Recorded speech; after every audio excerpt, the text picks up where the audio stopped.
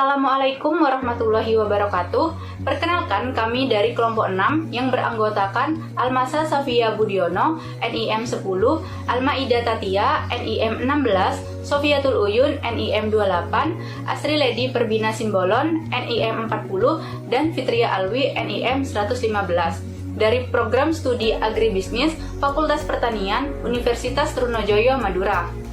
Di sini kami akan menjelaskan tentang tugas akhir mata kuliah Ekonomi Sumber Daya Alam dengan dosen pengampu Dr. IR Pak Selamat Subari MP dan juga Dr. Ibu Teci SP MSI. Judul dari tugas akhir kami yaitu penggunaan alat tangkap bom pada nelayan. Berikut penjelasannya.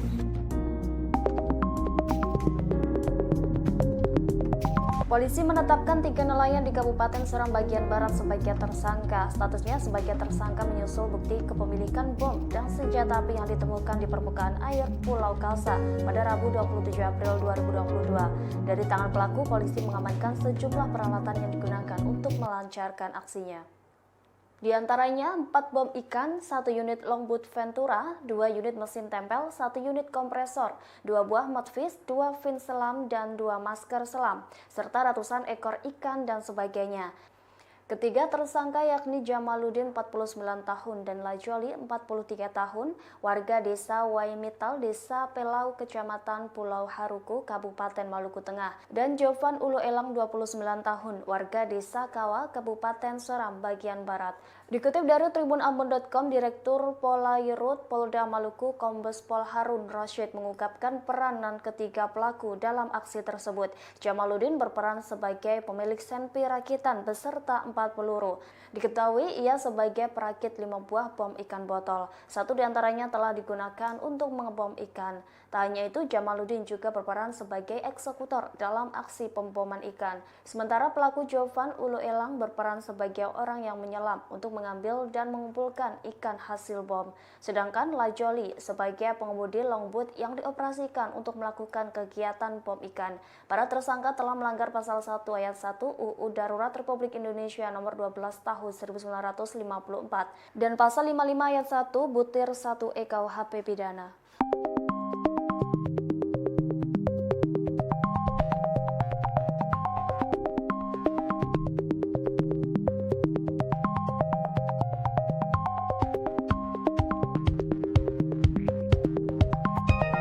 Pemirsa, letusan senjata mewarnai pengejaran nelayan pengguna bom ikan oleh polisi perairan Polda NTT di Sika, Nusa Tenggara Timur. Sebelum ditangkap, keempat nelayan tersebut sempat 2 kali meledakkan bom di tengah laut.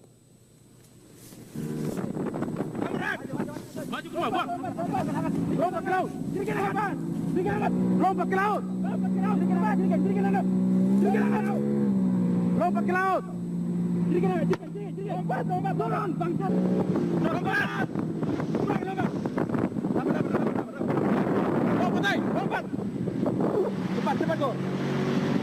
Siap senjata. Siap senjata. Diam. Diam. Naik. Woi, diam. Dengan menggunakan perahu motor nelayan, petugas melakukan penangkapan dengan menggunakan senjata lengkap. Berapa orang? Menjauh. Petugas patroli mengetahui adanya penangkapan ikan dengan cara pengeboman setelah mendengar adanya 2 kali ledakan di tengah laut. Petugas pun langsung melakukan pengejaran dan menangkap 4 orang pelaku. Saat hendak ditangkap, para pelaku sempat mencoba membuang barang bukti berupa 2 bom ikan siap ledak, namun usaha tersebut digagalkan petugas. Ikan kamu mencari berapa hari? 3 hari dari Takalayar tidak dapat, Pak. Dalam penangkapan ini, petugas mengamankan sejumlah barang bukti berupa 3 boks ikan. Berikut merupakan identifikasi dari masalah, yaitu pemanfaatan sumber daya kelautan yang baik akan berdampak besar bagi kelangsungan hidup dari manusia. Pada tingkatan yang lebih besar, pengelolaan sumber daya ini dapat menunjang pembangunan nasional. Oleh karenanya, dalam pengelolaan ini dilaksanakan dengan bijaksana agar dapat menunjang kebutuhan berkelanjutan. Penangkapan ikan merupakan salah satu upaya yang dilakukan masyarakat dalam memanfaatkan sumber daya kelautan atau perikanan. Proses penangkapan ikan oleh masyarakat seringkali tidak memperhatikan keseimbangan ekosistem laut itu sendiri. Tidak jarang masyarakat melakukan pengembangan ikan demi hasil tangkapan yang lebih banyak. Dan untuk materi yang selanjutnya yaitu solusi untuk penggunaan alat bom tangkap ikan, di mana yaitu dengan cara menangkap para pelaku tersebut dan membuatnya jera. Kemudian untuk upaya lainnya yaitu melakukan sosialisasi dari rumah ke rumah nelayan yang lainnya untuk bisa menyampaikan ancaman tersebut dalam penggunaan alat bom tangkap.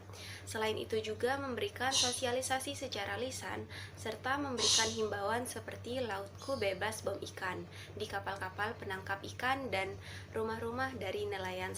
Poin selanjutnya yaitu peran stakeholder. Yang pertama ada peran pemerintah. Dalam masalah penggunaan alat tangkap bom pada nelayan, yaitu dengan memberikan bantuan seperti jaring penangkapan, kapal untuk nelayan, dan segala macam yang diperlukan untuk nelayan agar tidak melakukan penangkapan menggunakan bom. Tidak hanya itu, pemerintah juga dapat memberikan penegasan tentang hak undang-undang layar, seperti gerakan nasional dan juga memberikan cantrang. Peran stakeholder yang selanjutnya yaitu peran masyarakat, dengan cara memberdayakan membentuk kelembagaan dan pengakuan atas wilayah laut dengan batasnya yang melintang 5 mil dari garis pantai dan memberikan masukan dalam pengelolaan sumber daya ikan, memberikan saluran untuk mengakomodir permasalahan yang ada pada kehidupan nelayan, serta memberikan wadah untuk menampung informasi dari masyarakat. Dan yang terakhir ada peran LSM. Dalam hal ini, LSM melakukan gerakan boikot produk bom ikan yang bisa menjadikan sebuah efek jera untuk para nelayan. Hal ini bisa dilakukan apabila masyarakat telah memiliki kesadaran dan kepedulian yang tinggi terhadap masalah tersebut. Berdasarkan penjelasan tersebut dapat disimpulkan bahwa penggunaan alat tangkap bom yang digunakan oleh nelayan dapat mempengaruhi keseimbangan ekosistem yang ada di lautan dan juga bagi kelangsungan hidup manusia.